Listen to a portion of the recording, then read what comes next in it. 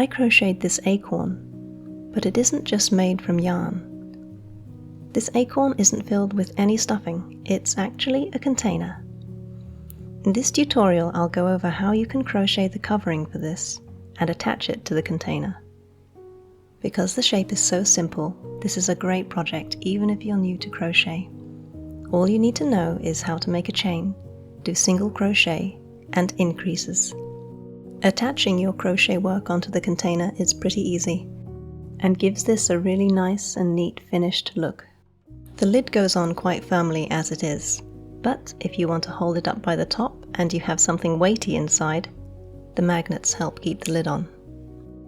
You can put all your little treasures inside. The magnets are not absolutely necessary. It still works fine as a container without them, and you can still pick it up by the lid without the bottom falling off. So give it a try and have yourself a lovely little acorn box. I've been making all sorts of 3D files and uploading them to Thingiverse, and the best thing about it is that you can help yourself to any of the files completely for free.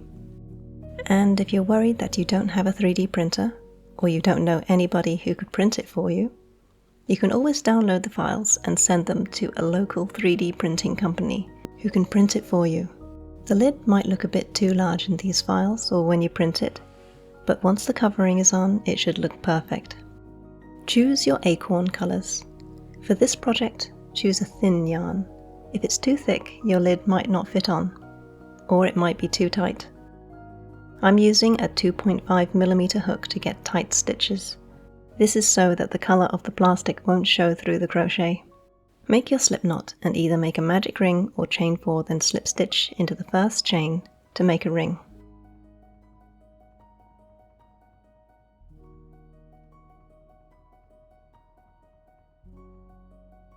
For round 1, chain 1, then single crochet into the ring 8 times.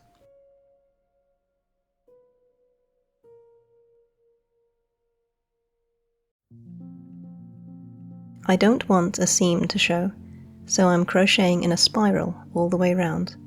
So after each round is done, I don't do a slip stitch into the first stitch of the previous round. I just go straight into the next round. Round 2. Do an increase into each stitch, so that's 2 single crochet into each of the 8 stitches, giving you 16 stitches at the end of the round.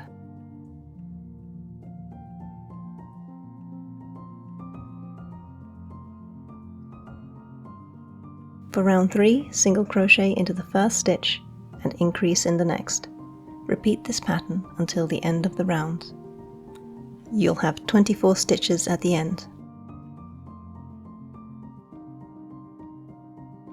For round 4, do an increase into every 3rd stitch. So single crochet into the first stitch and the second. Then do 2 single crochet into the 3rd stitch. By the end, you will have 32 stitches. For round 5, do an increase into every 4th stitch to get 40 stitches by the end of the round. Before you continue to round 6, just place your circle onto the base of the container to check that the diameter of your work matches the diameter of the base. If you're working with a thread that's a different thickness, or your thread tension is different to mine, you might find that you need to make your circle bigger or smaller before continuing. Looking at the shape of the container, you'll see that there's a little bit of a taper from the very bottom all the way up, the first third of it. To make this gradual increase in size in your work, in the next 8 rows, do 1 increase into each of these rows. So that you get no odd warping on your work, do an increase in the stitch that you would have if you had continued to increase in the same way as a circle. So in rounds 6 to 13, I did increases in the 5th, 11th, 17th, 23rd, 29th, 35th, 41st, and 47th stitch of the rounds respectively. If you've got a different number of stitches before this part, then just adjust the spacing accordingly. It should end up something like this.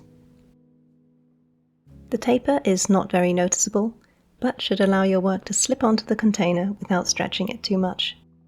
If there is too much stretch and you can see a lot of the plastic through your stitches, you might want to make your circle bigger before doing the taper. For rounds 14 to 25, this is easy, just single crochet all the way up.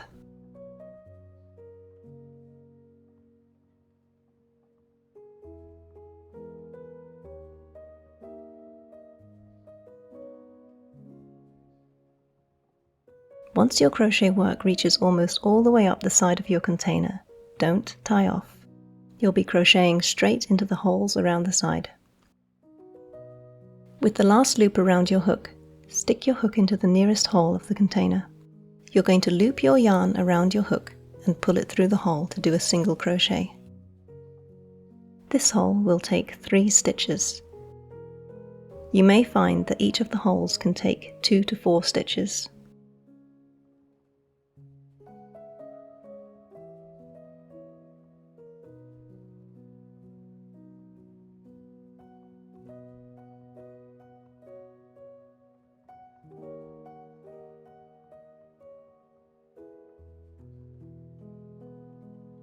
When you get to one of the magnet holders, use your best judgment to decide which stitches should go through which hole, and make sure the yarn does not cover the magnet space.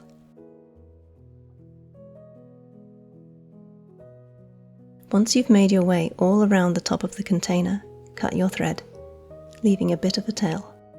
To get a neater look, I'm going to make a false stitch. Do this by skipping the first stitch of the previous row and going straight through the front and back loops of the stitch after it. Then go through the back loop only of the last stitch. You could also just do a slip stitch and tie off. You can then fasten everything securely with a knot and hide the tail by slipping it between your crochet and the side of the container.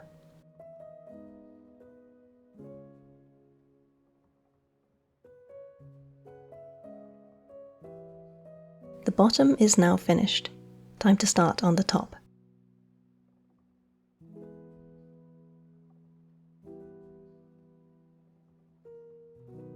For round 1, make a loop by either chaining 4, slip stitching into the first chain and chaining 1, or make a magic ring.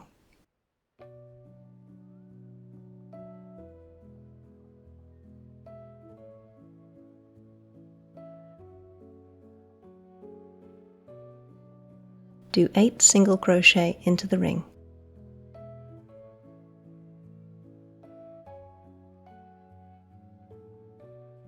For rounds 2 to 5, single crochet into each stitch.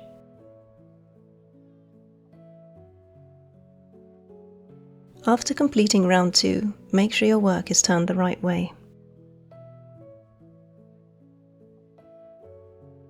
Check that this little piece fits over the tip of your lid. If you're using a different yarn size or hook size or thread tension, you may have to do a different number of rows. For round 6, just increase as if you were doing a circle until you get the right diameter to match the lid. Do an increase into each stitch to give 16 stitches by the end of round 6.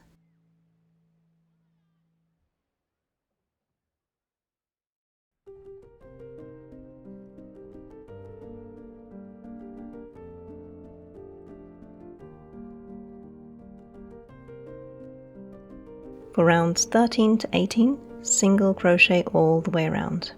You should end up with something like this. Fit it around your lid and make sure it's not loose in any areas and that the crochet work comes just up to the rim of the lid. Attach it to the lid in the same way as the bottom part of the container. Your finished lid will look like this.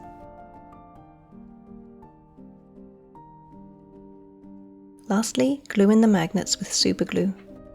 I used some strong rare earth magnets that measured 5 mm in diameter and were 3 mm high.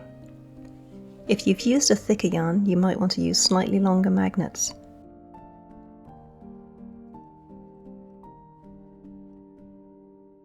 This can be a fiddly task.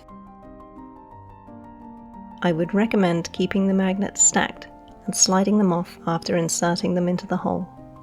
This also ensures that they're all facing the same way. Be careful when gluing in the magnets for the other side.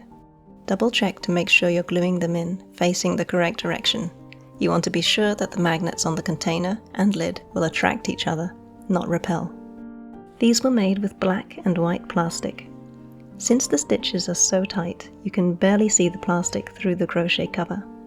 You can always choose an acorn colored plastic for an even better look. What would you put inside one of these?